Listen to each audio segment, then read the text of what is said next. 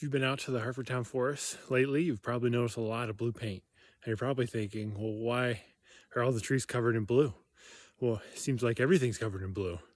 And I want to try to explain a little bit about what we're trying to achieve out here and the different types of marking you'll see. So right behind me is a stripe, blue stripe on a pine tree. And what a blue stripe means out here is it's a tree that we have estimated to be sold as a saw log. So we anticipate that to be cut and then sold to a mill as a saw log. And over my shoulder here, you'll see a blue dot. You'll see a lot of those too. And what a blue dot means is we have assessed that tree once it's cut to be pulp, either softwood pulp, depending on the tree species, or hardwood pulp. And the hardwood pulp most likely will be a firewood tree. And one thing about marking, which you might think it's all about what trees we want to take, it's really not. What it is about what trees we want to grow. So I'm going to switch this around as a little example here, just to show you right behind me what's going on. So this is the pine that was right behind my shoulder here, and then we've got this red maple here, poor quality. You can see this red maple is an easy one to pick to mark. I can put my hand through this nearly. You know, it's not any quality. You could probably maybe a stick of firewood in here. What this is doing is directly competing with this nice red oak in the crown. So if we can cut a tree like this red maple here to give a tree like that red oak more room, that's what we're doing.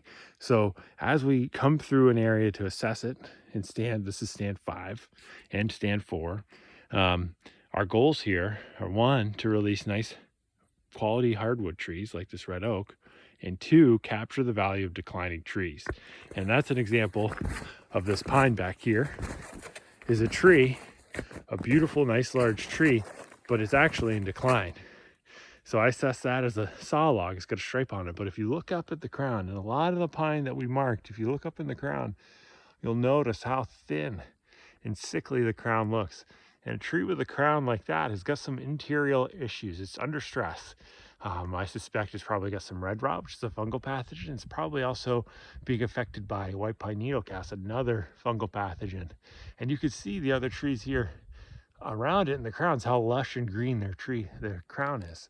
So a tree like this is likely not going to be around much longer, and it's why it's marked. As you're out here enjoying the Hartford Town Forest and looking at what we've marked, just keep in mind it's really not about what's marked. It's about what we've left to grow in the future of the forest. That's what it's really all about. So trees are marked are trees that are going to be removed, but think about how that tree that's marked is going to help other trees around it, like that red oak behind me.